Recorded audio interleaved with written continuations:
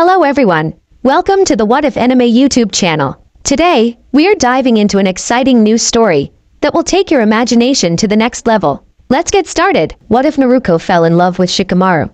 Huge shout out to Longing Paradise for this story. For when Shikamaru would marry, he hoped that his wife would be perfectly average. Average looks, average intelligence, average personality. Anything else would simply be too troublesome to deal with. Shikamaru always knew he would marry eventually.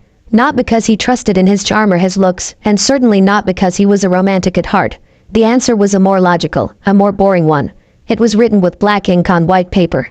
Actually, he'd never seen it, but he knew that the Sunday Ami's and his father's signatures were written under the text that stated that he, Shikamaru Nara, would marry a certain girl. He was never told his fiancée's name. Shikamaru always knew it would happen, since his parents had never kept it secret from him.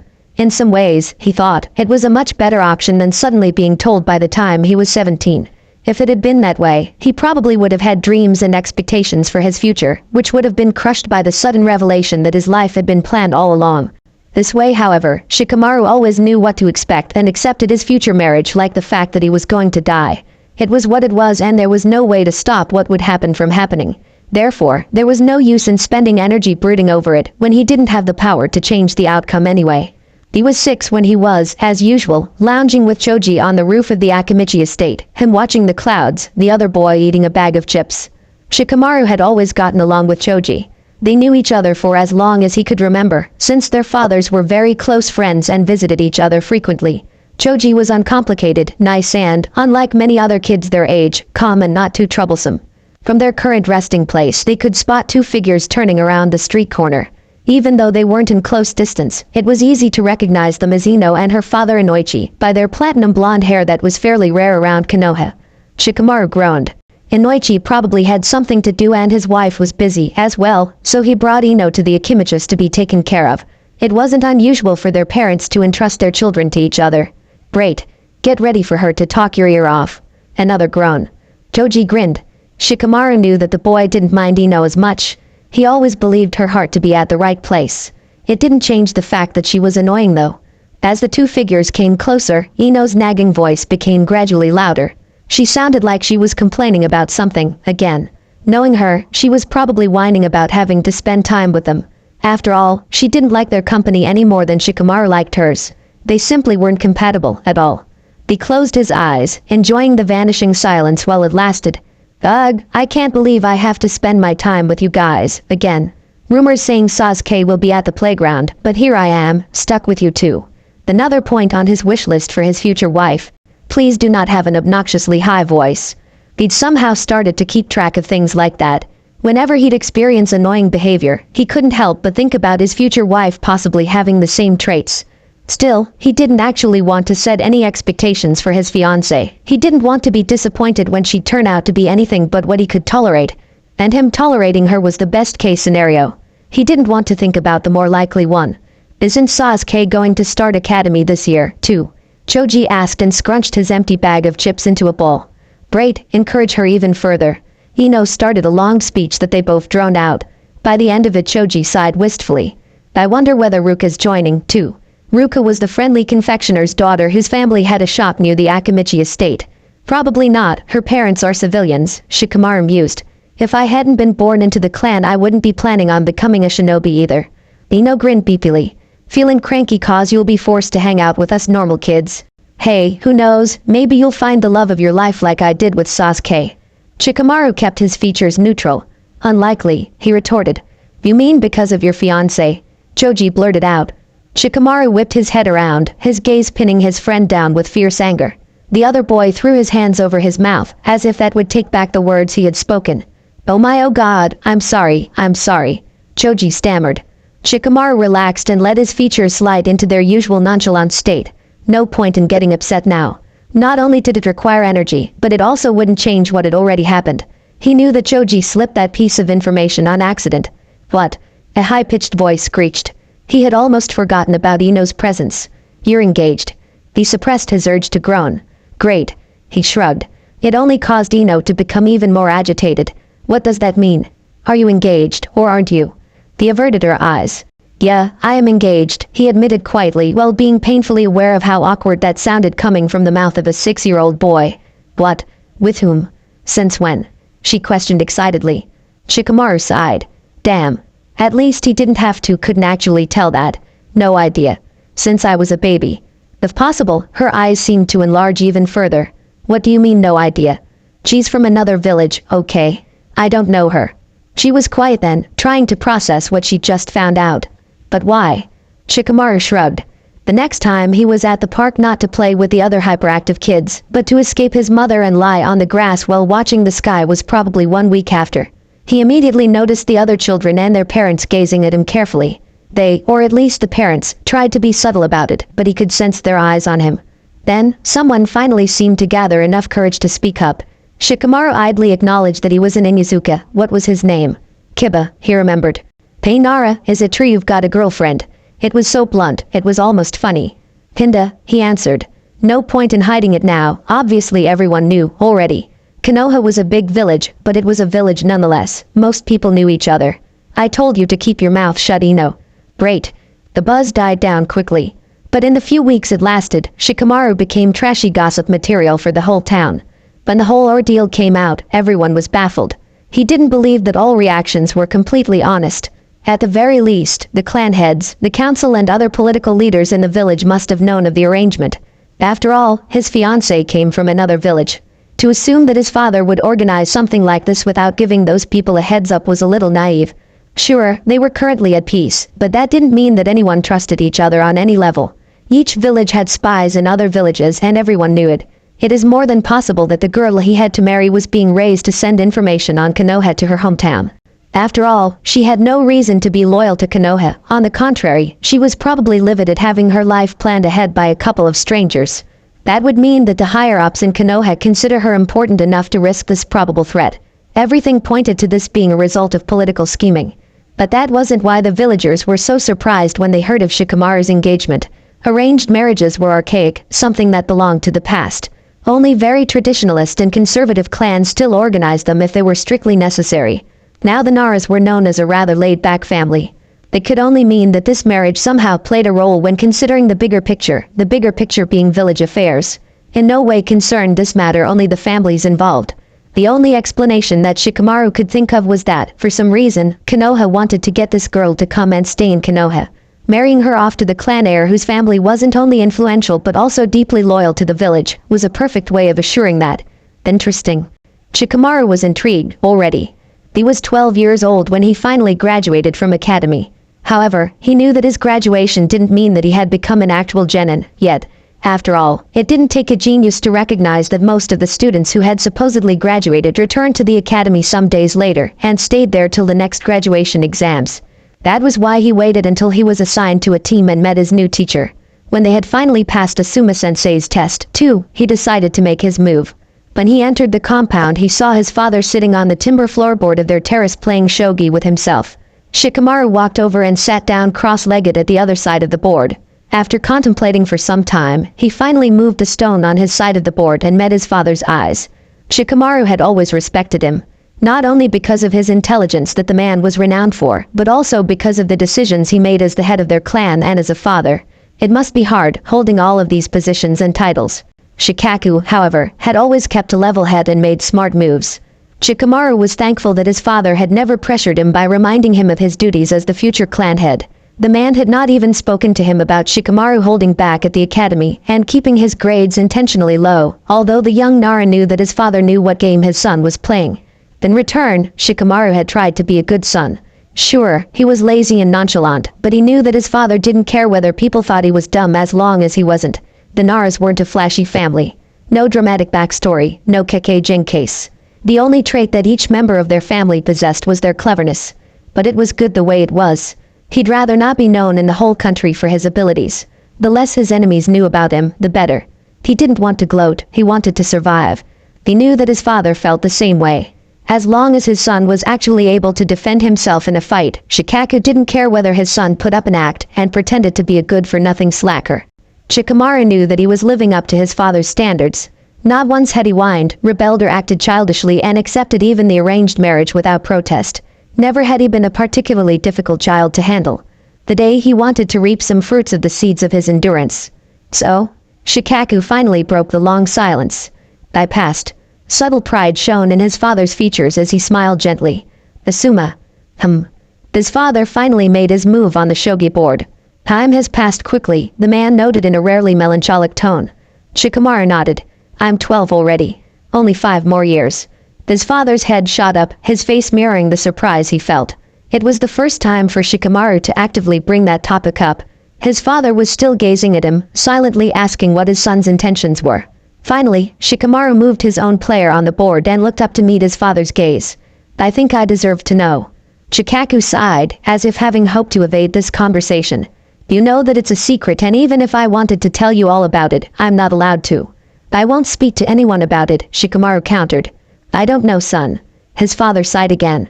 It didn't take long for the news of your engagement to spread around town, and I was the target of questioning glances for quite some time. There. That word was out. Engagement. Shikamaru hated it. I couldn't control your best friend's son blurting it out, only so that your other best friend's daughter could spread the news, although I told her to keep it secret. His father beeped a brow, visibly holding himself back from commenting on how much of a smartass his son was being. Another sigh, another move on the shogi board. I cannot tell you everything, not even much. But that what I can tell you, you mustn't tell anyone, not even your mother. I trust you, Shikamaru. The younger Nara nodded, feeling responsibility laying itself on his shoulders. I promise. After contemplating for some time, Shikamaru moved another stone. Why? He had to know. Why did someone even arrange a marriage? What was the reason behind all of this?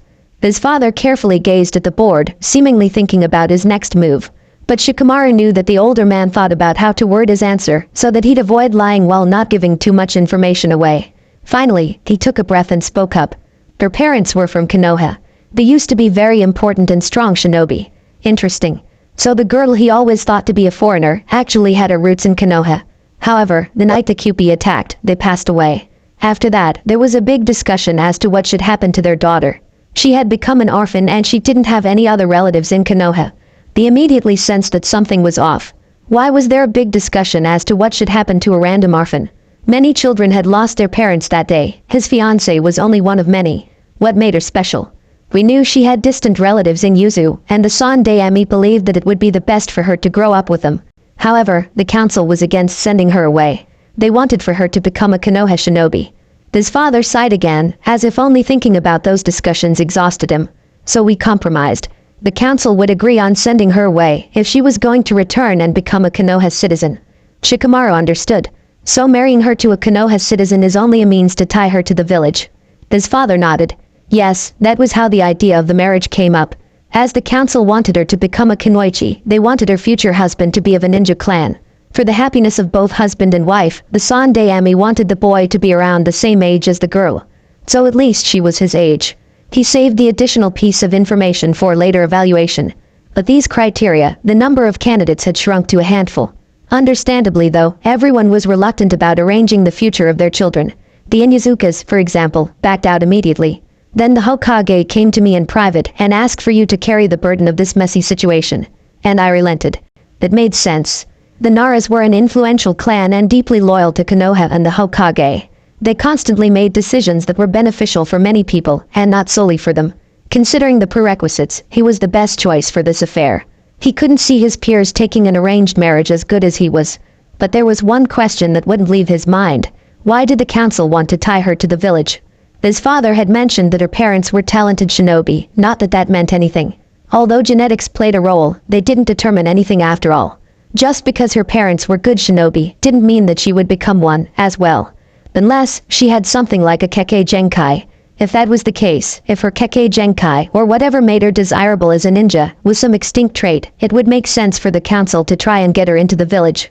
But if she was that important, then why even go through all the trouble of sending her away? Shikamaru knew that politics didn't care about a single girl's happiness when her misery served the benefit of Konoha. He knew that his father wouldn't answer these questions, though. The information Shikamaru had received had been worded deliberately vague.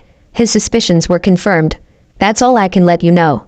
Even what I've just told you is a secret that I shouldn't have talked about. Shikamaru looked him in the eyes. What he was going to ask his father was a needless question, one that didn't hold any meaning. There was no use in knowing the answer, yet he couldn't help but wanting to know, anyway. What's her name? Chikaku frowned slightly, his voice became reluctant. Shikamaru. At the very least, I'd like to know the first name of the girl who's going to be my wife in less than 5 years. His voice was unusually bitter, his words harsh. He felt a little bad about guilt-tripping his father in order to gain information. Obviously the man hadn't agreed to this whole arrangement lightheartedly. But hey, no one even asked about his opinion, and he'll be the one getting married. Shikaku sighed. Naruto. Suddenly the whole situation seemed too real. Before, his future wife had just been an unknown person, a vague concept, his wedding ages away. But only the presence of the name suddenly gave the anonymous girl an identity and made him realize with full force, I am going to marry Naruto in less than 5 years. He kept silent for a while after that, gazed at the shogi board, but didn't really see anything. Shikamaru, help me with the bags. His mother was standing in front of the gates, 2 big shopping bags in each of her hands. He looked at the board again and then at his father. I guess we'll finish that another time. Come on, Shikamaru. Run. Said boy wasn't near the group that consisted of 3 people, but he could probably hear the loud voice of Ino Yamanaka clear enough. The Suma grinned. He liked his team, and he knew that each of them would become a formidable ninja one day, although only one of them got to participate in the final battles of the Chunin exams. That was why the teacher was determined to train his student. Currently Shikamaru was only warming up by running laps, but even that seemed to exhaust him. When he finally closed distance to the group of 3 he was panting loud enough for them to hear. Shikamaru, you have to work on your speed and stamina. Your strategically gifted mind gives you a great advantage at battles, but it will only bring you so far, Asuma chided. The boy rolled his eyes. If it was up to me, I would stay at Genin and weed gardens till the end of my days. So troublesome tiredly he collapsed on the field of grass. Ino accusingly pointed her finger at him. Hey, you aren't even done yet. Don't you dare lose that battle. You have to win for our team. The Nara, not seeming to get more motivated by that comment, sighed in an irritated manner. Think of it this way, Choji argued, if you win now, you don't have to participate at the next Chunin exams, at least. If you lose, you have to go through all the stages of the exam again. Shikamaru raised his eyebrows. That actually makes sense. Groaning, he stood up and half-heartedly began to run again. The Suma snorted. Great. We motivate him by promising him to laze around later. He knew that his student had the capacity to become a strong shinobi. Just looking at how far he had come without even trying was proof of that. Ino rolled her eyes. I really feel sorry for the poor girl that has to marry him. He'll probably be the kind of husband who never does any chores, leaving his wife to do all the work. She sighed. Men. Choji smiled. I think if he loved her, he'd gladly help and wash the dishes or something. The Suma began to laugh. Yeah right. He knew the kids grew up and matured, but he simply couldn't imagine Shikamaru being lovey-dovey with anyone. Neither could he picture a girl being that way with Shikamaru. Briefly he wondered what type of women the boy would even be interested in. Beauty or strength didn't impress him, and it was rare that someone could keep up with his intelligence. Either he found women to be boring or he thought they were too troublesome. I have to agree with Ino on that, Choji. Shikamaru doing chores voluntarily. Sooner he'll stay a bachelor forever. Ino whipped her head fast enough around for her ponytail to bop up and down. What? The Suma relented. Nah, you're right. Even if he didn't want to, he'd probably get pressured into getting married. He's the only clan heir, after all. Although the Naras aren't too uptight, they wouldn't want their clan to die out just because Shikamaru was too lazy to go on a date. He laughed, trying to disperse the tension on Ino's face. Choji chose that awkward moment to speak up. Sensei, could it be that you don't know? Asuma became even more confused. Know what? Finally the girl seemed to recover from her nonplussed state of mind. Know what? Know about Shikamaru's engagement, of course. At first, Asuma didn't quite register what Ino had said. He had to roll the words through his mind a couple of times for them to sink in. Engagement. Unconsciously he opened his mouth in bewilderment and let his cigarette fall on the ground. Choji nodded sympathetically. You really didn't know. What engagement? Since when? With whom? The boy resumed on eating his chips while rolling his eyes. Wow sensei, you really have to catch up with village gossip once in a while. This is old news. Before the man could answer Ino butted in. The other villages are probably more aware on what's going on in Konoha than you are, sensei. How didn't you know? The Suma grinned apologetically.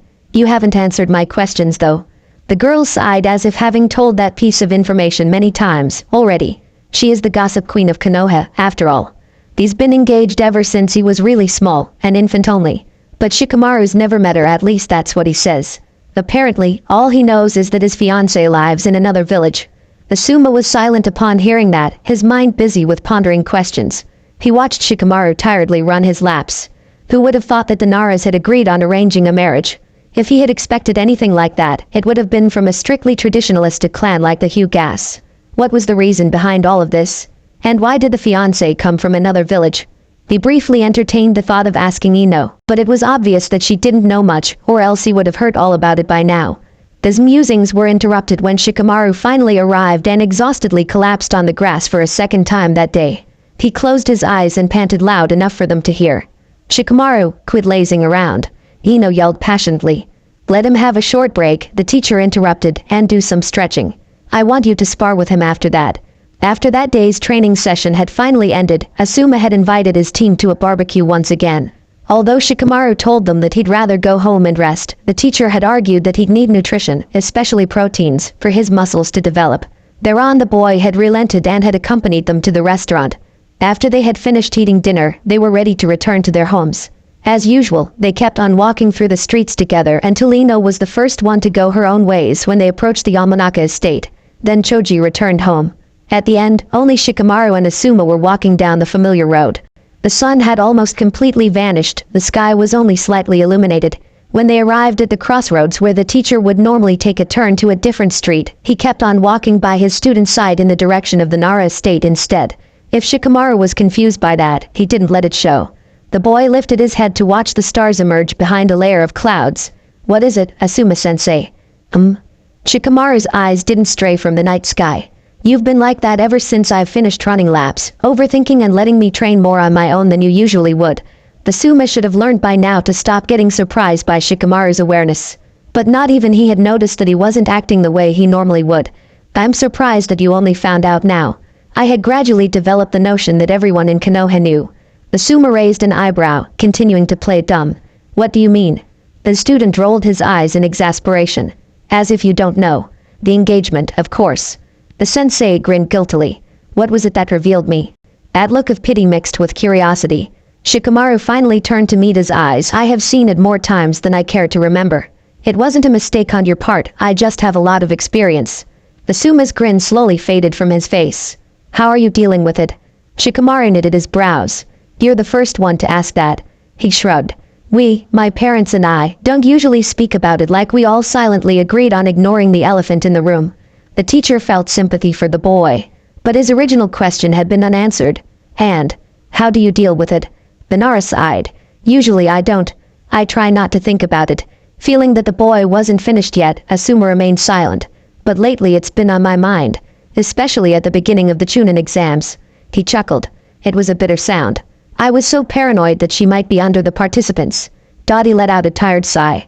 "She's not even here, and she's already managed to rile me up." The Suma was careful to keep his face neutral. It was rare of Shikamaru to speak about his feelings this openly. Evidently the whole ordeal must have been pretty stressful on him. "That's what women do. You shouldn't be too hard on yourself though. Anyone would react the same. No, they'd be hysterical if they were in your shoes." The boy didn't seem convinced. "It hasn't always been this way. Before, I was always able to shut it out, but nowadays." He gulped and took a deep breath. After a moment of silence he spoke up again. "I always have to think of how much time there's left until the marriage." The Suma felt sorry for his student. No matter how mature Shikamaru was, it was obvious that the burdens of his future were lying heavily on him. He felt a stab of guilt at having thought that the boy led a relatively easy life. An influential family, his position as the clan heir, his easygoing father, and fact that he had hit the genetic lottery on the intelligence department, all of this didn't equilibrate the responsibility that he had to take at such a young age. "I simply feel as if I'm not ready to get married. And I can't see myself at a different place 5 years from now." So the wedding was going to take place when he was only 17 years old. They both halted in their tracks when they noticed that they had arrived at the Nara estate. Asuma turned around to look Shikamaru in the eyes and placed a hand on his student's shoulder. "I won't tell you to relax or stop taking it too serious, Shikamaru. It's not my place to do so. What you're carrying is a burden, and that's why it is completely fine to be frustrated at times. But you shouldn't allow your worries to take over your life." The boy's smile was faint. "You should rest. I'll meet you tomorrow at the same training ground at 1 p.m. Be glad I'm letting you sleep in," he teased lightheartedly. "Thanks, sensei." After that talk with Asuma-sensei, Shikamaru tried to see things in a more relaxed way. It was funny that he, of all people, had to be told to be more easygoing. In retrospect, he couldn't believe how he'd allowed himself to get so riled up. It had been out of character. So for some time he tried to forget about it. After all, he still had a battle with the troublesome Suna girl to fight. But as if life hadn't been difficult enough until then, some idiots actually went and decided to attack Konoha. So when he stood in front of 8 Odonins, playing bait and trying to stall them, knowing full well that there was no way he could beat them with his depleted chakra reserves, he suddenly remembered again. Then he became irritated about having spent so much time worrying over this stupid marriage that wasn't even going to happen. Even now during the last minutes of his life he thought about it. Although he told himself to let it go, to avoid spending even more time on this crap, he couldn't help himself. That marriage had been an idiotic concept to begin with, the plan completely faulted. It had always been very likely that he'd die before even turning 17. His heritage had not only determined his wife, but also his job. Before he'd even been born it had been clear that he was going to become a shinobi, which wasn't an exactly safe profession. Shikamaru asked himself whether the responsible people had ever thought of a backup plan in case this would happen, whether one of the other ninjas his age would be forced into marrying Naruto, or if he'll decide to blow this whole thing off after all. His thoughts were interrupted by the sounds of someone jumping down the tree standing behind him. He believed he was going to get killed when he saw that it was Asuma-sensei who had been hiding between the leaves. The man defeated the enemy effortlessly. His teacher was amazing, beating a group of foreign ninjas up without breaking a sweat. But because he was too tired to care, he resolved to exhaustedly collapsing to the ground. I guess that wedding still stands, Naruto. Although his state of engagement hadn't changed that day, many other things in Konoha did. The Hokage was killed by his own student, a man who had been a nuke-nin for some time. Although the Kazekage had died as well, Shikamaru couldn't bring up any sympathy towards the citizens of the wind. But Konoha had to move on. Soon Tsunade, another one of Sandaimi's students, hopefully one that wasn't quite as psychopathic as some others, became the Gandaime. Shikamaru attended too many funerals and helped to repair the damage that had been afflicted to buildings and infrastructure. When they had finally begun to help that they could recover, Sasuke Uchiha, the boy from Team 7, betrayed Konoha by leaving the village in order to gain power that Orochimaru, the very man who had attacked their home, had been promising him. That wasn't like Shikamaru had ever cared all that much about him. On the contrary, he disliked the Uchiha ever since their academy days. But it was discouraging to experience a fellow Konoha shinobi, someone who was supposed to be a comrade, turn his back on them. But Shikamaru dealt with it and moved on. He learned not to dwell. Every day could be his last. That was a month after his 16th birthday when the Hokage called him to her office. When Shikamaru stepped into the room, he noticed that Tsunade was alone. No Shizune, no council, not even the Anbu was present. He knew that they wouldn't be talking about mission assignments. He suppressed the urge to gulp anxiously when her cold eyes pierced into his. For some odd reason she liked to make others nervous. "Shikamaru," she greeted. "You know that there are documents in this village that only a limited number of people have access to, the Hokage being one of them." Confused, he nodded. What was the purpose of that statement? Do you know what happens to those documents after the Hokage dies?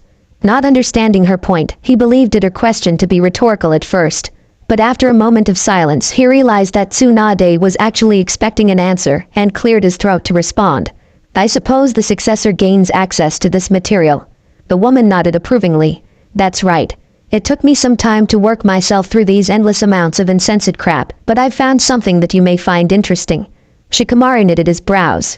He could think of only one topic that'd fit into this bizarre situation. "You're alluding to the engagement." After all this time it was catching up with him again. The Gandaime nodded. Then she pulled out a brown, weathered folder that had been lying underneath a staple of paper. "You want to see them?" Whether he wanted to see them. He was pretty sure that there wouldn't be much of any use in there. Shikamaru was stuck in an unwanted engagement, and no amount of information would change that. But in the end his curiosity got the best out of him. Wordlessly he approached her desk and accepted the folder. In it there was a sheet of paper. The edges had slightly yellowed in the past 16 years, but were undamaged otherwise. He began to read through the long text, finished it and read it again. At the bottom end there stood his father's and the Sandaime signature, just like he imagined it all those years ago. Weird how you could decide over another human being's future by the flick of your pen. Ultimately this document traded people. It was just another time he wondered whether their villages were as civilized as they prided themselves to be. Although he reread the whole thing again, he didn't gain much new information from the text, since it had been worded in a pretty vague way. There was just one thing. Uzumaki. It was her last name. Naruto Uzumaki. He repeated it a few times in his head, trying to picture the person with this unusual name. Soon he became irritated, like it mattered what her full name was. She was going to be Naruto Nara in a year anyway. He tried to feel resentment against Naruto Uzumaki, because he couldn't express any towards the Sandaime or his father. They were the real target of his anger. But he was known for understanding when a fight was lost. There'd be no point in rebelling because he didn't have the power to prevent the set future. But when he read through the text, those mere words that had doomed his life forever, he couldn't prevent the bitterness from arising inside of him. Appalled, but with a straight look on his face, he laid the folder back on Tsunade's desk. She was staring at him with a rarely seen sympathetic look in her eyes. You're probably trying to ignore that part of your future, but it's a hard-edged truth that it's going to happen in less than a year. Her voice was soft, yet firm. I want to suggest something to you. Think about this on your own and don't let yourself be influenced by other people. Considering the situation, you have every right to be selfish. Shikamaru remained silent and waited for her to continue. We could ask Naruto Uzumaki to come to Konoha sooner than originally planned. He didn't understand. Why would Tsunade think that he'd marry this foreign girl any earlier than he had to? If it was up to him, he'd enjoy every minute of freedom until it was torn away from him. However, his face must have mirrored his confusion. Not in order to marry, just for you to get used to each other. I know I'm not offering much, but it's everything I have. Maybe it'd be easier on both of you if you'd get acquainted to each other, instead of jumping into marriage life headfirst. Shikamaru nodded stiffly. His mind was blank. Can I visit you at the end of the week to give you my answer? 5 days had passed and he still wasn't any closer to making a decision. His intuitive reaction to the Hokage's proposal was no. Hell, no.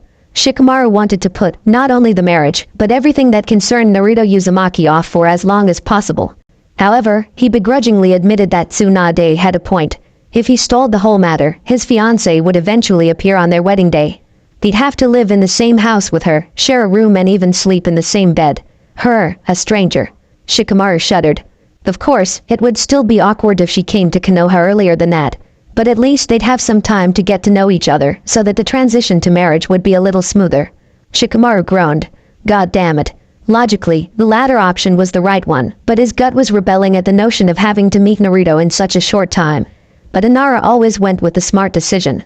With an air of finality, he realized that although he wanted to rebel with every fiber of his body, his brain had already decided. Still, he waited until the end of the week to tell Tsunade about his decision.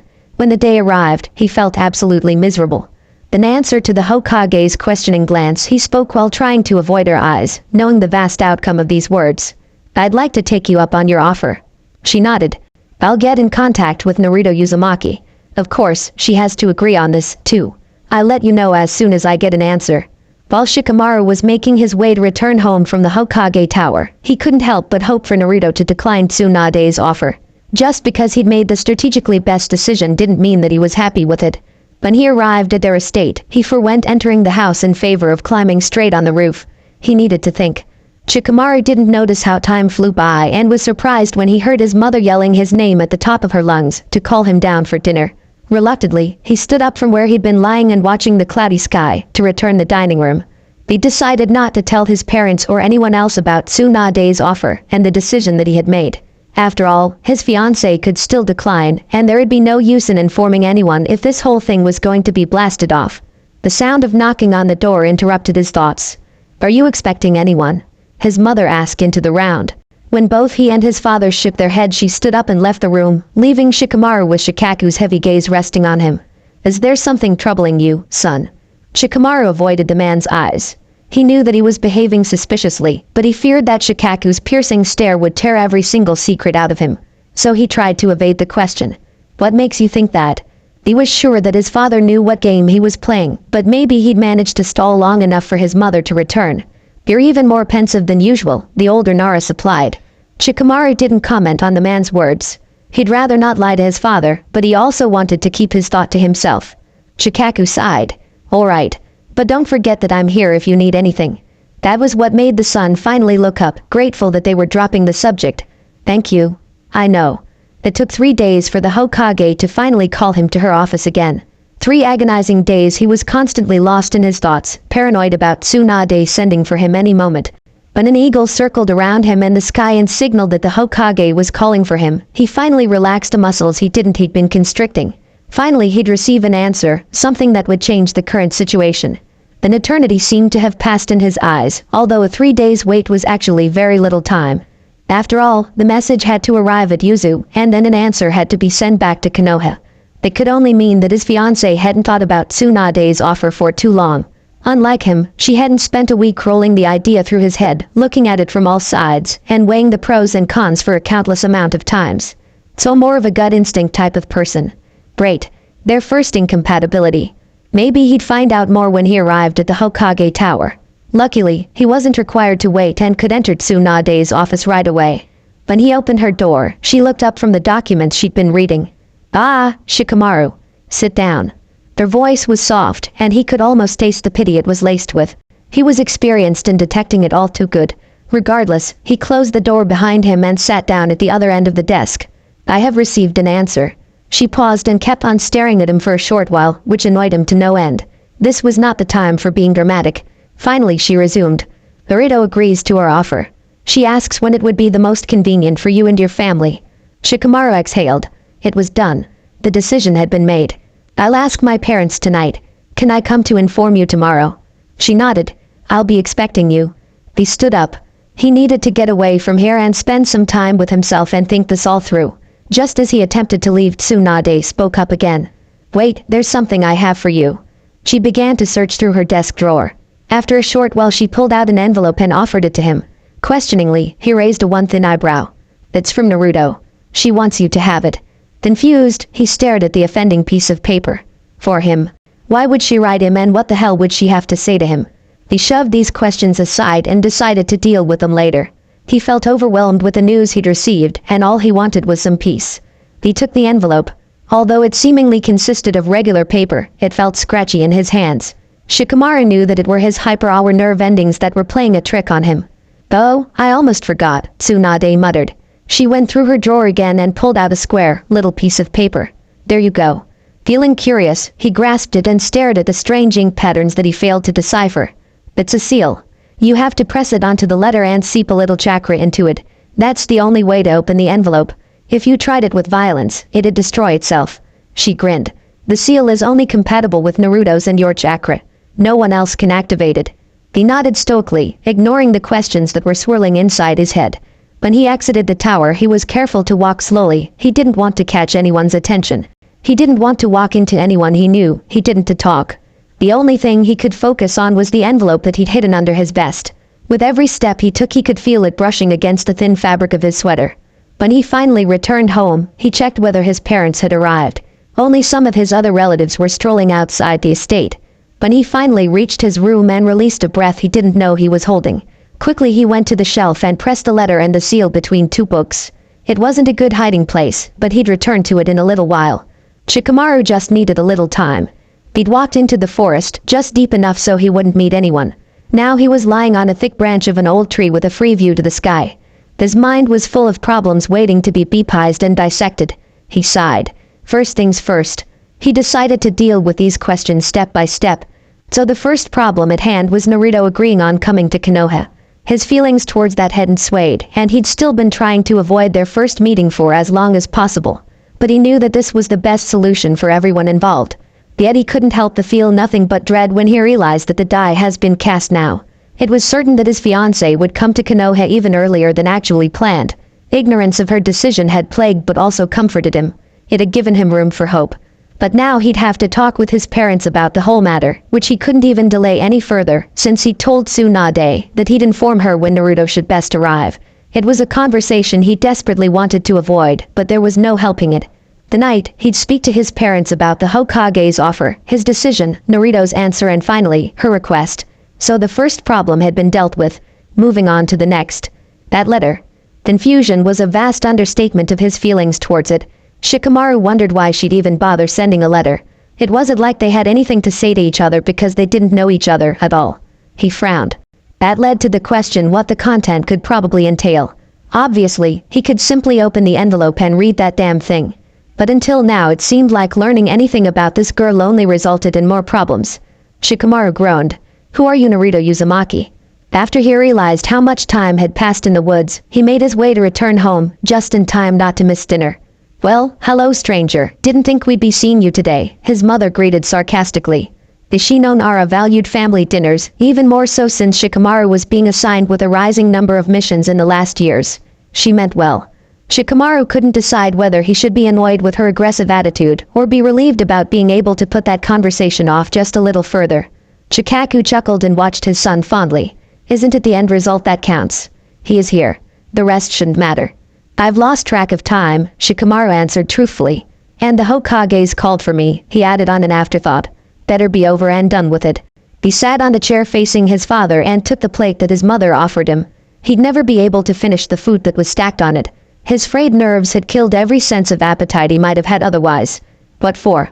Another mission assignment. Your last one wasn't that long ago, she remarked. Shikamaru played with his food by pushing it from one side of the plate to the other until he gave up and looked his mother in the eyes. The Gondaime wanted to talk about an offer she made to me less than 2 weeks ago. His parents inquired him with curious looks. Well, what was it about? Yoshino asked. Assuming it isn't confidential, Shikaku added, always the politician. Shikamaru took deep breath. She offered inviting Naruto over earlier than planned. Taking their silence as an indication to elaborate, he continued. I accepted it. He shifted his eyes to look at his father. Then she asked Naruto and she agreed, too. Tsunade wants to know which date would fit you both the best. For several seconds nothing was said. Unsurprisingly, Yoshino was the first one to speak up. I guess we should decorate one of the guest rooms first. The wall color has faded and since she's gonna stay for a while we should freshen that up. Take care of that. I'll look into some matching curtains and a rug.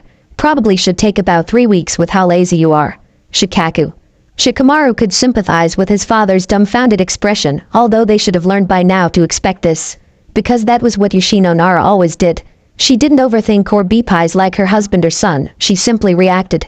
3 weeks should be fine, his father agreed when he finally gathered his senses. Shikamaru nodded in understanding. Can I leave? I'm not hungry. With a deep sigh Shikamaru leaned against the white porcelain and let his body relax in the hot water that filled the broad bathtub. He was at ease knowing that no one would bother him in the bathroom. That was the reason why he had picked this place for gathering the courage to read Naruto's letter. With still dry fingers, he reached for the envelope and the seal that he had lain on the ground before filling the tub.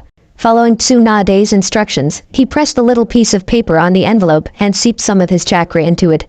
Suddenly, the places that once had been glued together separated themselves. A spark of excitement shot through him. He paused. Excitement.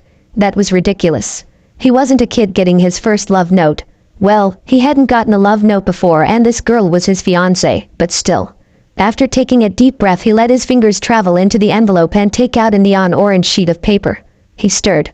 Who the hell would use that kind of material? Years later, he wouldn't dare to admit that his hands were slightly shaking when he unfolded the sheet and began to read silently. Hey Shikamaru. I know what you're thinking now. Orange. Really? Why? It's the best color ever, that's why. That is, if this letter ever reaches you. I don't know whether Tsunade will want to give it to you.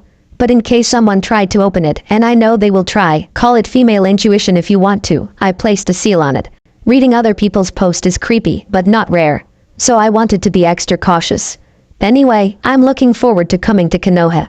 I'd love to get out of Yuzu more often. Did you know I was from here? I'm wondering how much information you have on me since I don't have a lot on you. They made a huge fuss over keeping everything about you a huge secret. But I've gone off track again. I was saying that I'd like to see Konoha and I'm excited to meet you and your people. I'm not just saying that, I really am. I don't know, I just hope that you're not a prick. As for myself, I guess I'm alright. So weird, right? That we know almost nothing about each other. Anyway, that was the reason I wrote this. I thought if I had already established some sort of contact with you, you'd know what to expect. Because one thing that they did tell me about you was that you're pretty smart.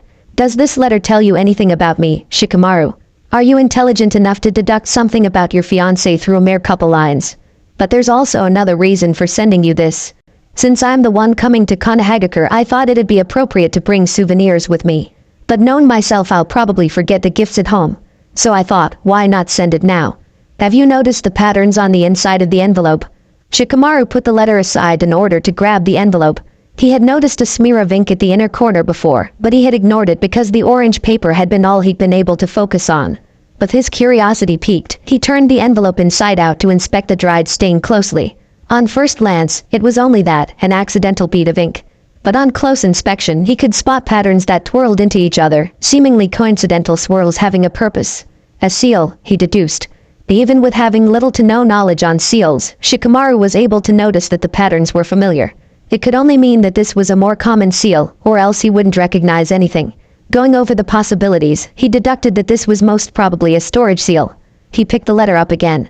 It's a storage seal, as I'm sure you've noticed. Seep some chakra into it if you haven't already. They did like he was told and focused some chakra into the small seal. Suddenly an orange, scrunched-up piece of paper popped out of the inky patterns. Rolling the bowl between 2 fingers, he noticed that there was something inside that the paper was wrapping up. When he unwrinkled it, a little green gem-like stone appeared. That was beautiful. Although the edges were uneven and bulky, the faint white swirls against the dark green gave it an oddly elegant look. String was drawn through the self-made hole on the upper part of the stone. The necklace. Shikamaru grasped the letter again. It's pretty, isn't it? I found the gem while I was traveling with my sensei near the mountains. He said it's a moss agate. I don't think that it's particularly expensive, but it's supposed to enhance chakra levels and healing abilities. Now I don't really believe in that sort of thing, but even if it worked, I don't think I'd need it. Maybe you'll find it more useful. At the very least, it's nice to look at. Anyway, we'll see each other in some time. I'll expect Tsunade to inform me. Till then, goodbye. Naruto Uzumaki. Shikamaru stared at the green gem and groaned. Whatever he had expected this letter to be, this wasn't it. It was as if some outside forces had handpicked Naruto to become his future wife, just to throw him off balance. After taking a deep breath, he started to beep-eyes. The writing style was jovial and sloppy, comfortable as if she'd known Shikamaru for years. What was even stranger was the content. I'd like to see Konoha and I'm excited to meet you and your people. Was she lying? Trying to lull him into false comfort to win his trust and get information on Konoha. It was a valid concern because her writings were nothing if not suspicious. Nobody would look forward to come to the village that had doomed your future. They didn't trust Naruto Uzumaki. So he picked up the letter and reread the whole thing again. One particular passage stuck out to him. Does this letter tell you anything about me, Shikamaru? Are you intelligent enough to deduct something about your fiancé through a mere couple lines? It was almost a taunt. Shikamaru realized. She was teasing him. For the umpteenth time in his life, but with much more fervor than ever before, he asked himself who the hell his fiancé actually was. His head started to hurt when he faced the biggest enigma at hand. The necklace. Why did she send it? Could it be that? Carefully he laid the stone aside. Shikamaru doubted that she dared to do it. Still, it wasn't completely amiss to consider that she might have laced her gift with some sort of substance. Riding like a happy-to-go friendly girl only to get him to activate the seal and infect him with some sort of toxic material. Confusedly, he attempted to beep-eyes the letter again. The one thing that stood in stark contrast to the rest of the contents of the envelope was the handwriting, more like calligraphy really. It wasn't sloppy and confusing like her words, but it wasn't girly or pretty either. No unnecessary swirls or attempts to make it look cute. No, it was simply incredibly neat. Shikamaru groaned and let his body sink even deeper into the warm water. Everything about Naruto Uzumaki was a big puzzle. An interesting puzzle, a voice in his head supplied. He brushed it aside. Tomorrow he'd go to the Hokage and let her know that his fiancé could arrive in 3 weeks from now. Then he'd find Shizune and let the stone be inspected by her to make sure that it wasn't laced with any substances that didn't belong in there. Shikamaru closed his eyes. That was everything he could take. He was tired. The next day at breakfast his mother asked him and his father with which color they should paint the guest room with. Every girl likes pink, so why not go with pink? His father answered nonchalantly. It was obvious that he couldn't care less which color they chose, but he wouldn't dare to say that to his wife. What if she isn't a girly girl? Shikamaru countered. He didn't really know why he even bothered arguing, but that's what Yoshino made the Narumen do. Discuss over pointless matters. He could feel that his father was close to rolling his eyes. Then go with green. It's neutral. Tomboy or princess, it fits everyone. Shikamaru stood up and carried his dishes to the sink. I have to go inform the Hokage. I was supposed to meet her today. He headed towards the door but halted at the threshold. In an afterthought he added, take orange.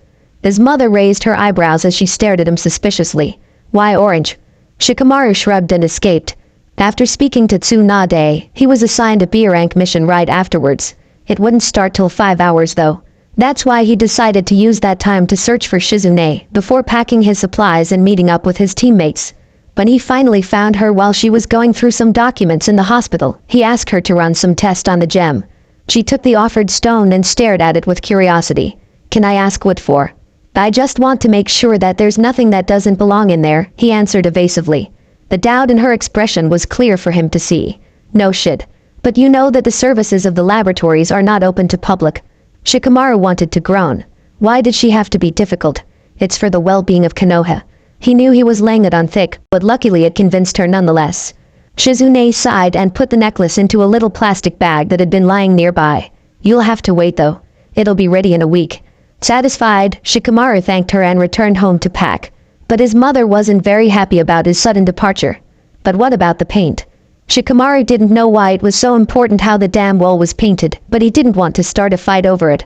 Besides having no time, those fights always ended up with his mom as the victor. There was no use in fighting if you were going to lose anyway. I'd end the rest. I'll deal with it when I'm back, he answered swiftly and made his way to meet up with his team. They were traveling for 3 days when he finally decided to ask his teacher something that he had been wondering about for some time. Asuma-sensei. Toji and Ino turned around to listen to what he was saying when Asuma grunted questioningly to encourage him to go on. These vendors who are selling all these gems which are supposed to affect your health positively and enhance your chakra levels, those things aren't valid, are they? Shikamaru. Ino screeched, I can't believe that you're getting lazy enough for you to consider something that dumb, instead of getting your ass up and work out. But Shikamaru didn't pay her any attention and resorted to staring at his sensei who seemed to be lost in his thoughts. Well, Asuma began, more often than not, the stones that vendors are selling at souvenir shops won't be affecting anything since they're faked. But supposedly there are some gems that have just the right amount of certain minerals to have a positive effect on the human body. But that effect is only minimal. I can't imagine that you'd really feel a valid change, even if you were in the possession of a real gem. Shikamaru nodded. He had been thinking about the moss agate, the letter, the seals and Naruto in general for a while now. That girl had already managed to turn his life into a nerve-wracking mess, and he doubted that her actual presence would bring any clarity. Actually, he couldn't remember the last time he just leaned back and relaxed. For some time even before Tsunade's offer, he'd been tense with the knowledge of his approaching marriage. That's why he expected Naruto's arrival with dread and anticipation. Dread, because he feared that his life would become even more difficult than it currently was. Anticipation, because he hoped that her presence would finally solve all these puzzles that were occupying him. But that wasn't the only reason. Although Shikamaru wanted to deny it, there was another thing that made him feel excited over his fiancée's arrival. She had not reacted the way he had expected her to. She was interesting and he was intrigued. That girl already had him on the hook just because she was so damn good at surprising him. Who are you, Naruto Uzumaki? He couldn't count how many times he had asked that question. Not that he was sure whether he truly wanted to know an answer. His fiancée had become a walking enigma by going against everything that she should be doing. Just when Shikamaru finally thought that he'd caught up with her, she effortlessly pulled a move to catch him completely off guard. He sighed and muttered, troublesome, before jumping towards the next branch. The 18 days until her arrival, he reminded himself. Shikamaru returned from the mission only to discover that his home had been turned upside down while he was away. His relatives had all fled, probably to escape the wrath of the Nara matriarch, who was currently furiously scrubbing the windows of the main house. When she spotted her son, her eyes lightened up. Ah, Shikamaru.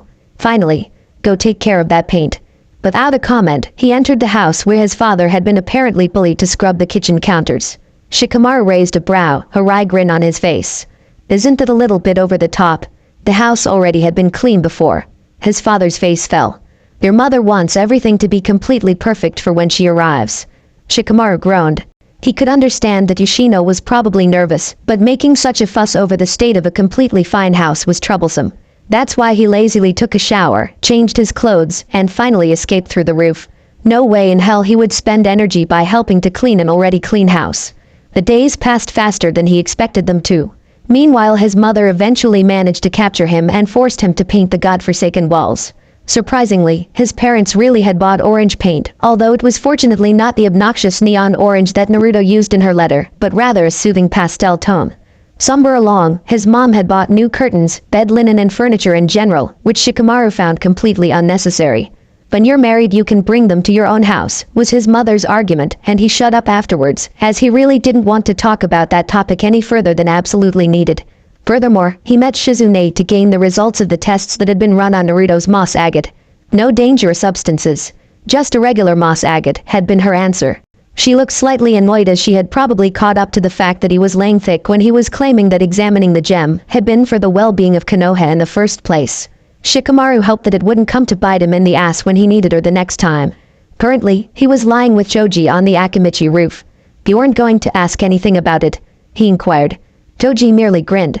The last time we talked about it, things went havoc. The look on his face was amused. Shikamaru remembered all those years ago, when he'd been sitting on the very same spot with his best friend, and Ino had visited them not long after. It only lasted a day till the whole village knew about his engagement. Everybody already knows about her arrival anyway. It was true. This time, he tried to be even more secretive about his fiancée, but his mother was the one who didn't even bother keeping it to herself. Shikamaru knew that they were a hot gossip topic. Yes, Choji supplied everybody is talking about the future Nara matriarch. It will quiet down though. The Nara scrunched his eyebrows up. I doubt that. His friend looked surprised. Why do you think so? That girl, he paused, pondering how to word it, doesn't seem like someone that you stop talking about. She stands out from the rest of the crowd. How do you know that? He shrugged. Fortunately, Choji wasn't one to interrogate someone even if he got curious, as he had a healthy amount of respect for other people's privacy. If it wasn't that way, Shikamaru hadn't bothered telling him about his fiancée. You know her name is Naruto. Really? Strange. Yeah. Naruto Uzumaki. He wondered whether the people gossiping about her knew her name. She sent me this. He seized into his pants pocket, pulling the green gem necklace out and stretching it out towards Choji. His friend grasped and inspected it with sparkling eyes, while a smile was stretching out on his face. That's pretty. Shikamaru shrugged. The Akimichi heir turned to look him in the eyes. You should wear it. The Nara raised a brow, but Choji didn't relent. I think it's a nice gesture, the least you can do is wearing it. He gave the necklace back to Shikamaru again, who shrugged and put the gift back in his pants pocket. I might. In order to pick Naruto up on the day she would arrive, Shikamaru made some plans. Firstly, he traded doing some house chores for his mother's promise to keep the date of his fiancée's arrival a secret. Then, through some well-placed, subtle comments, he gave Ino the impression that Naruto would appear a week later in Konoha than she actually would. That way, no one would bother him the day she would really come. He decided that it was the best decision to pick Naruto up at the gates by himself. To send someone else would be rude, and seeing as he's having to get along with her for the rest of his life, they should probably have a good start. Most definitely he didn't want to have his family with him while doing that, as he could practically envision them, his father subtly, his mother not so, gawking at her and watching their interaction, which would make everything much more uncomfortable. When the morning of her arrival had come, his mother was still buzzing around trying to perfect every last detail at the house. Shikamaru refrained from groaning when she found something that wasn't up to her standards again. Flowers. We forgot to put fresh flowers in a vase in her room. Shikamaru, quick, go to the Yamanaka shop and buy some. He wasn't in the mood to do anything since he'd already slept poorly the night before. It was extremely rare for him to not being able to rest, but it had been the day before his fiancée's arrival, which would make anyone nervous. Why me? He asked, not really wanting to know the answer, just looking for a way to stall. Well, his mother looked at him conspiratorially. You obviously know more about her than I do, looking at how you were aware of her favorite color and all. So you should know her favorite flowers, too, right? He sighed. His mother would never let that die down. He should have simply kept his mouth shut and let them paint the room pink or green or whatever. Although he really couldn't be bothered with going out now, he wanted to listen to Yoshino's lecture even less. So he went to the Yamanaka shop, where luckily Inoichi instead of his daughter was standing at the counter. Shikamaru greeted him and looked at the flowers. There were so many colors and shapes that it was starting to strain his eyes. Whom were the flowers for? The Yamanaka head asked. Suddenly he wished Ino would have taken his place. After all, at least she wouldn't notice when she was lied to, if you were good enough. However, this man was impossible to deceive. The girl. Shikamaru knew that Inoichi knew who he was talking about. The man hasn't been living under a rock, after all. The older man started at him pensively. Do you know the color she likes? Shikamaru shrugged. Orange. The bouquet shouldn't be orange though. He didn't care about decoration, but he was almost sure his mom would get a heart attack if he showed up with orange flowers for an orange room. Can you describe her to me? Character traits. Shikamaru could have rolled his eyes. He didn't even got to see the girl, for God's sake. So he had to make assumptions through the information he did have. After all, he didn't read that letter 100 times for nothing, and he had always been good in bepizing others. I suppose energetic, impulsive, optimistic, and friendly. He stopped himself from saying intriguing. That wasn't a character trait. He put his hands in his pants pocket and played with the green gem in it. And he searched for the word that would describe what he thought of Naruto when he read those lines in the letter that stood out the most. Does this letter tell you anything about me, Shikamaru? Are you intelligent enough to deduct something about your future wife through some lines? Foxy, you can bet your sweet ass I am. Fortunately, Inoichi didn't interrogate him any further and started putting together a bouquet. Shikamaru didn't quite understand what system he was following, but at the end, he could spot many daffodils and an occasional baby's breath and some red flowers which he didn't know the name of. Even though he knew next to nothing of arranging flowers, he recognized that the bouquet gave of happy vibes, the heavy yellow color making it seem like a ball of sunshine. The Yamanaka sure knew what he was doing. It was 5 p.m., and Shikamaru had been waiting at the gates for half an hour, since the Hokage had assured him that Naruto would appear around that time. He'd been pondering how much contact Tsunade and his fiancée actually had that made the Gondai always know where the girl was. He repressed a groan and played with a moss agate in his pants pocket, rubbing the even surface and tracing the imperfect edges. It helped him think. Turning his head from the clouds, he gazed into the deep forest, waiting for Kiba, Hinata, Shino, or Kurenai-sensei to emerge. Tsunade had informed him that they were the ones with a mission to accompany Naruto. Then he picked up noise. Laughter and chattering that became louder and louder and made Shikamaru's heart beat quicker from excitement. He didn't scold himself for it. Not only because he was maybe going to meet the woman who he is going to spend the rest of his life with, which was a more than legitimate reason to be nervous, but also because he was too focused on the sounds. He rubbed the gem in his pocket feverishly. Shikamaru could hear them. Loud voices. One was Kiba's and the other the green stone was flipping fluently through his fingers, the other he didn't recognize. I'm telling you, Hinata-chan. You have to visit me. If not, I'll come myself. You are my new best friend after all. The voice wasn't particularly high or girly, it was oddly scratchy. But, I thought we were best friends, Naruto-chan. Kiba, he recognized. She is my best girlfriend, Kiba. Also, I don't see you being near as cute as Hinata-chan is. Shikamaru wished they would already come out or go away altogether. He feared the gem in his fist would crack. Then, he could spot the first ones emerging through thick woods. Kurenai-sensei first, and behind her Kiba and Naruto. Shikamaru immediately knew that it was her, even if another person would have come claiming to be her. He knew it was that girl right behind Kiba and next to Hinata, that was Naruto. He never put any real effort in envisioning her before. Why should he? She wouldn't end up looking the way he'd imagined anyway. But seeing her, it was clear that this had to be her. The blonde hair that reminded him of the daffodils that now stood in her new room and gleaming blue eyes were the first features he noticed. They were almost a mirror of how he described her character to Inoichi. Energetic, impulsive, optimistic, friendly, she was finally near enough for him to see a bright grin on her face. Foxy. Pei Shikamaru. What are you waiting for? It was Kiba who was talking, but the Nara couldn't tear his eyes of the blonde girl behind him. Said girl's grin morphed into a toothy smile that threatened to split her face into two. Shikamaru. She called in that loud, scratchy voice of hers, her tone cheery, as if she had met a good friend after a longer time. It was then when Shikamaru remembered certain lines of her letter that didn't seem important when he first read it, but now made him realize what they really meant. I thought, if I had already established some sort of contact with you, you'd at least know what to expect. Yes, it almost felt like he knew Naruto a little. Their first encounter had already been made through that letter, and it irked him that she had thought of possibilities beyond him by writing it in the first place. Shikamaru wouldn't even entertain the ideas that she had gone through. He steadily looked into her cobalt blue eyes. He couldn't help himself.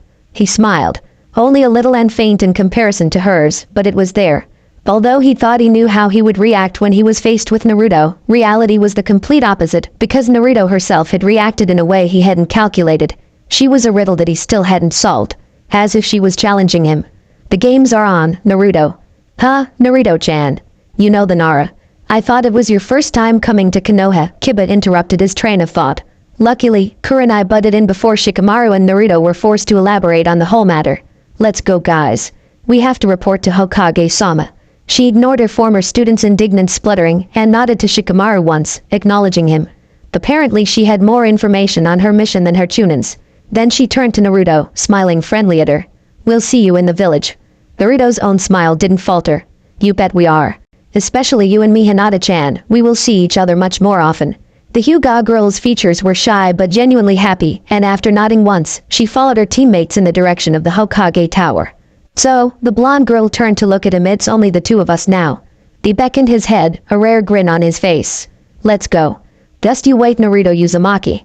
There isn't a puzzle I haven't been able to crack. And I was like, Grammy, calm down. I don't need escort or anything like that. Does she think I'm a wuss? Naruto's hands were raised, gesturing wildly. But then she wrote me that I could forget ever getting out of Yuzu, if not some of her own ninjas were supervising me. So, having no choice, I waited for them.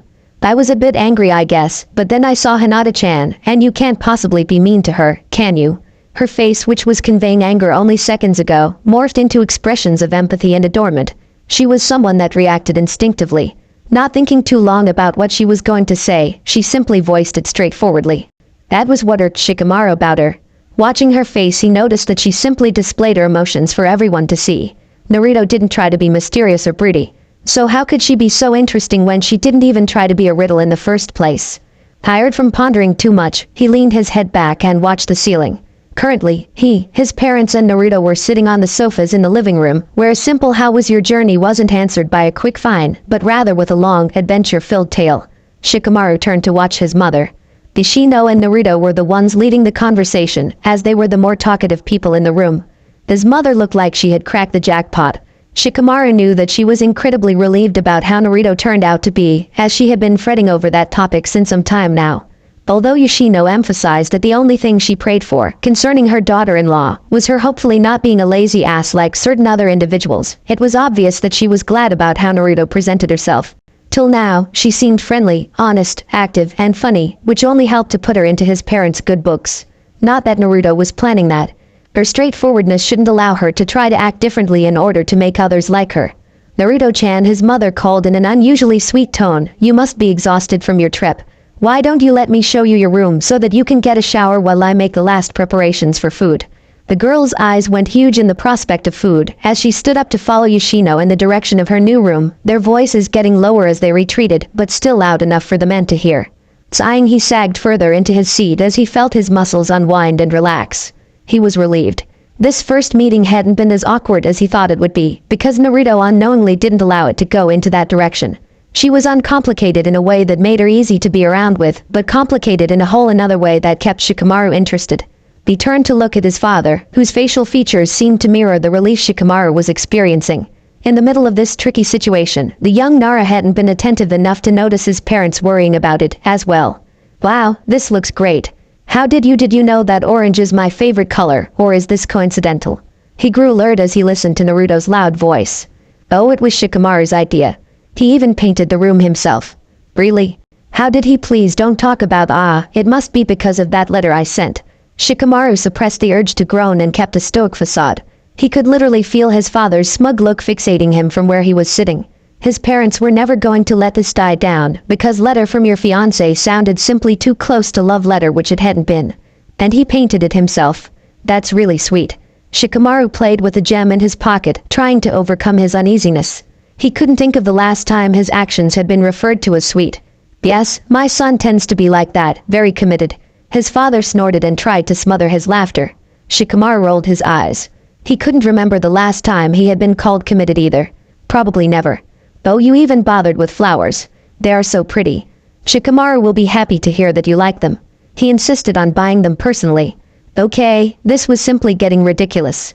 His mother was almost acting like she was trying to set them up, which was pointless, considering they were already, engaged. "Really? That's so thoughtful." Naruto sounded amazed. "Yes, he is quite the gentleman." That was then, when his father couldn't hold his laughter anymore.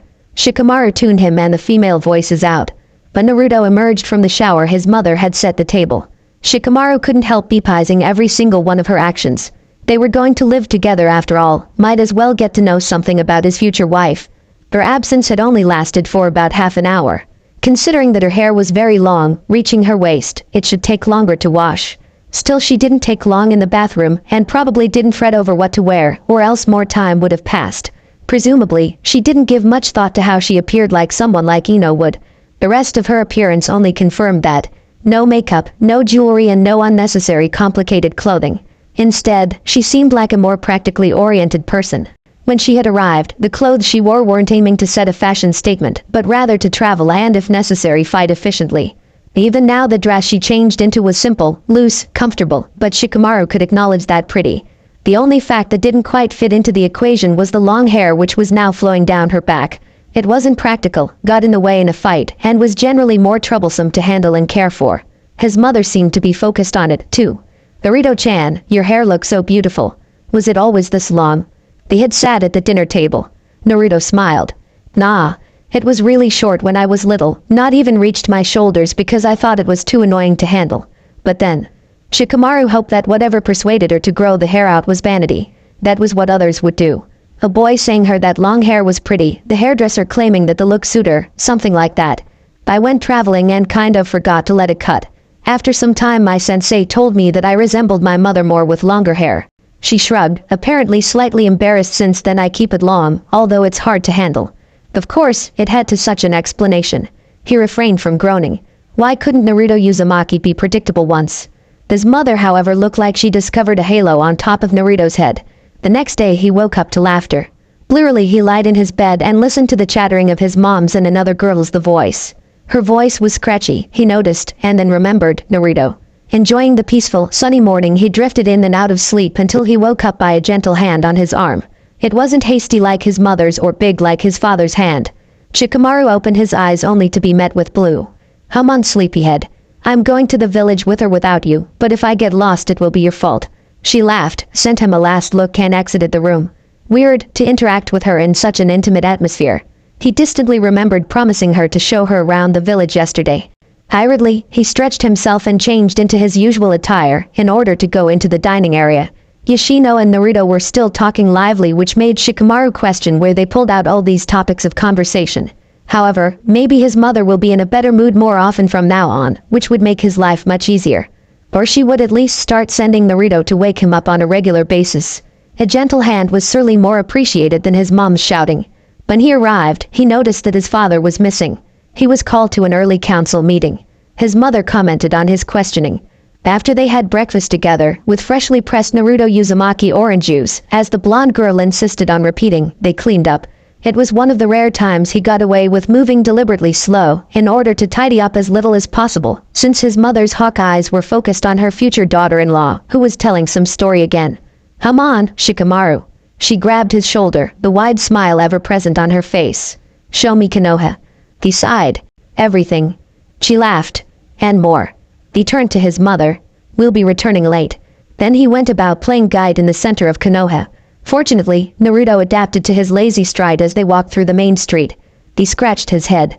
"You should have taken my mom with you. She could have shown you better around than I." Naruto grinned knowingly. "Don't try to sell yourself short. You're making a good job." Shikamaru raised a brow. "Really?" She nodded, a serene look on her face. "How couldn't you? It's your home." For the tour, Shikamaru guessed that it was the best idea to first show the girl the most important place of the village. That's the Hokage Tower. You'll mostly need to go there when the Hokage asks for you, or you simply want to get assigned for a mission. After the mission you go report there and receive your paycheck. Naruto stared openly at it. That reminded Shikamaru of a question he was planning to ask. "Do you know Hokage-sama? She always seemed to be informed of what you're currently doing." She turned her look from the tower to him. "I've only met her personally once. I don't know how she's now, but when Sensei and I encountered her she was a goner. Gambling all of her money when she wasn't drinking it." She shrugged. "And then she went and became Hokage." Shikamaru grinned. "Yeah, embarrassing life story." "Really?" She looked pensive, and then, as if determining something. "I don't think so. It makes you believe that no matter how much of a bum you are, you can become big." They couldn't help but laugh silently. "Don't let her hear that you called her a bum." After the Hokage Tower, Shikamaru quickly calculated how to show Naruto the village in a way that would exert him as little as possible. As soon as he made a plan, he first took her to the marketplace, then the shopping district, and even, on Naruto's insistence, to Red Light District. It felt awkward to go to that place at stark, sunny daylight, but the blonde girl seemed impressed. "Why so interested?" She huffed. "In Yuzu there is nothing." Then she rolled her eyes. "Not even a Red Light District." He chuckled. "That's Yuzu's loss." He went into the other direction. "Do you want to see the training grounds?" In response she turned around quickly that her blue dress swayed in the wind. "Are you kidding?" "Of course I want to." They started walking with the blonde girl following close to him. As soon as they entered the main street where more people were walking, he noticed the villagers turning around to look at them when they thought he wasn't watching. Sometimes they didn't even try to be subtle and just blatantly stared at them. It had been like that all day. Obviously, the reason for that could only be the Uzumaki walking next to him. Shikamaru didn't suspect that the villagers really knew who she was yet, although it shouldn't be hard to deduct. Soon enough word would get out. They turned to look at Naruto, who either didn't notice the people's stares, mask her feelings well, or was so used to the looks that she didn't spare a thought on it. Shikamaru believed it to be the last, since he could imagine her being stared at most of the time. When he had told Choji that he believed that Naruto stood out from the crowd, he had referred to her behaviorisms. But he had come to realize that not only her personality, but also her looks, made her stand out like a sore thumb. Not only did she have blonde hair, blue eyes and tan skin, which was rare to find in Konoha, but also her hair was blonder, her eyes bluer, her tan more bronzy than anyone he had seen here before. She was more intense in every aspect of her appearance. Those are the training grounds. He was pulled from his thoughts only to realize that they had already arrived at their destination. He nodded. That's number 1. But there are over 50 in total. Her eyes widened. Are they all that big? He shrugged. Or bigger. They mainly differ in their environment. Some are rocky, others are surrounded by a sea, and others are in the middle of the woods. That way you can not only practice with different material, but also train for different scenarios. Odd, the blonde started walking the path as he followed her to watch the familiar training grounds. Then they passed a field where people were practicing. That's it, my youthful students. Embrace your inner fire. Well done, Niji. I see improvement in your speed. Shikamaru could have groaned. There was no more troublesome team than the one of Mito Guy.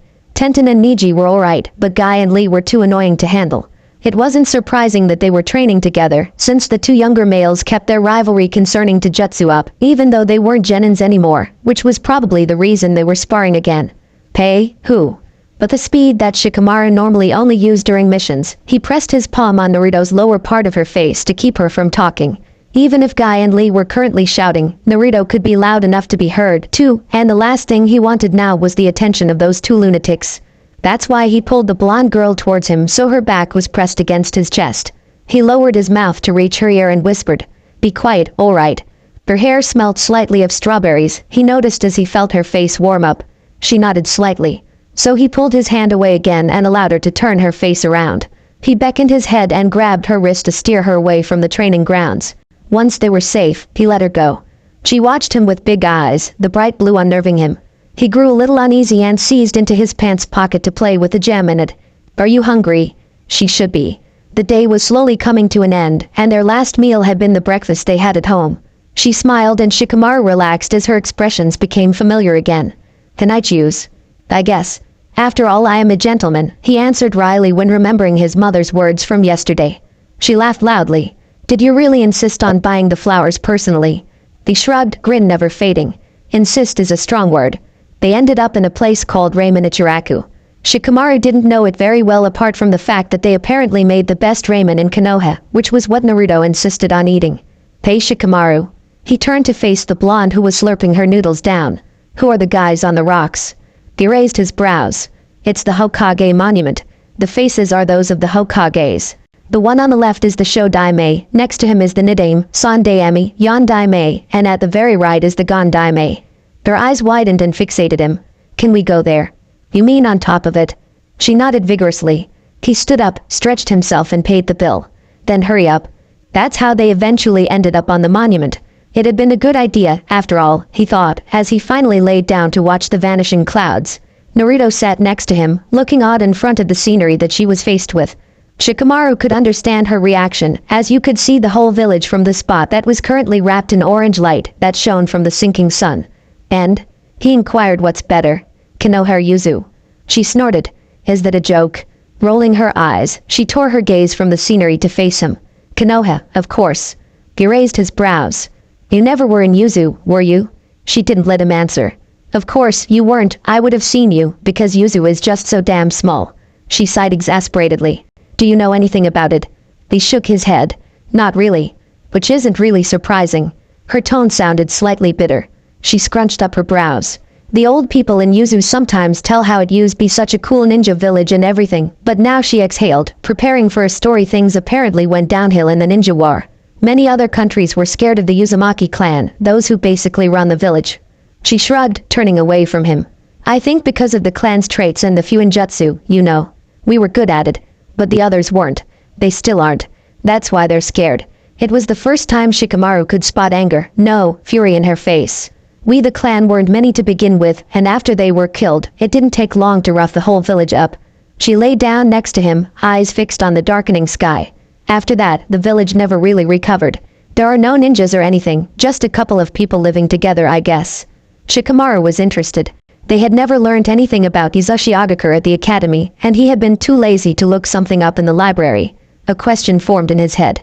Isn't that dangerous? When there are no ninjas, there is no one who protects the village. Is Yuzu prosperous enough to pay for the service from ninjas of foreign countries? She snorted. "Prosperous? Not near that. The people are mostly farmers and fishers. They have enough to live, but not much more." She seemed to sadden while speaking those words. "We get protection through Konoha nins." Shikamaru was surprised.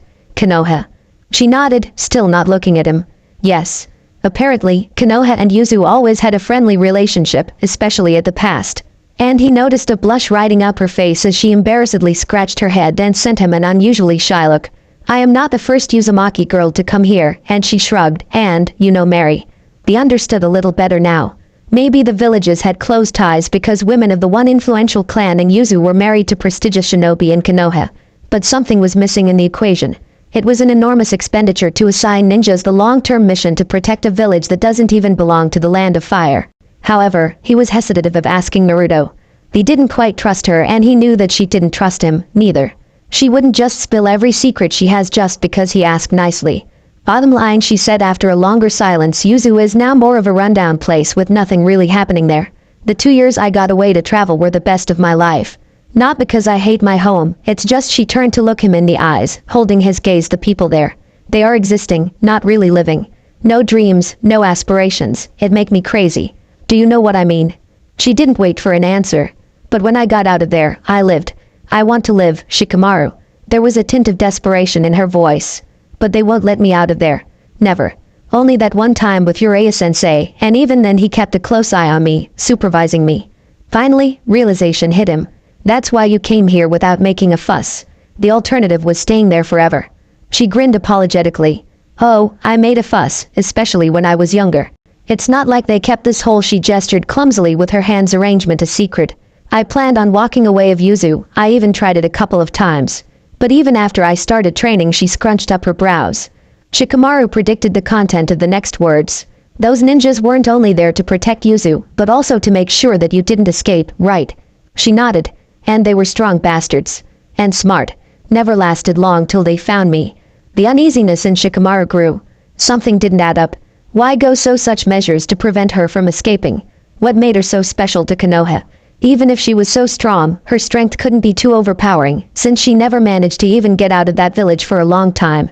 The one thing that differentiated her from many others were probably her fuinjutsu skills.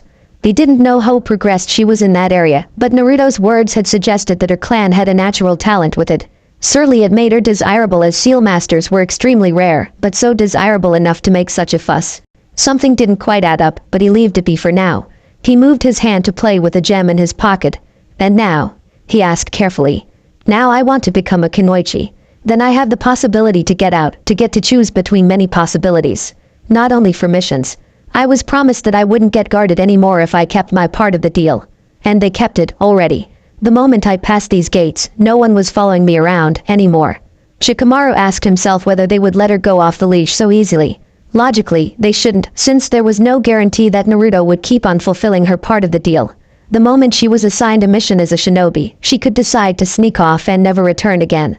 Granted, that would make her to a Nukenin, but maybe she would consider her ultimate liberty worth that price. They groaned. So complicated. You couldn't just be average, could you? She watched him confusedly. All I wanted was a mediocre wife with average skills, average personality, and even average looks. You think I'm ugly? She shouted indignantly. No, he huffed. You didn't even have the decency to be that. You had to be beautiful, hadn't you? And she was beautiful, he realized. Even more so with the blush in her face that was getting redder as moments passed by, till she broke his gaze to watch the almost completely vanished sun. He turned his eyes into the same direction. Sometimes I think God's playing a little game with me, he sighed.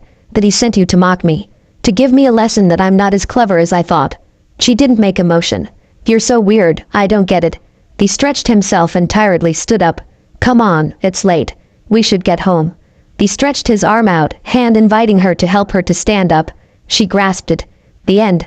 So how was this part? I hope you like it. And if you like it, share this part with your friends, and like the video too. And don't forget to subscribe our channel for daily awesome fanfiction. Okay, it's time for me to go. Bye bye.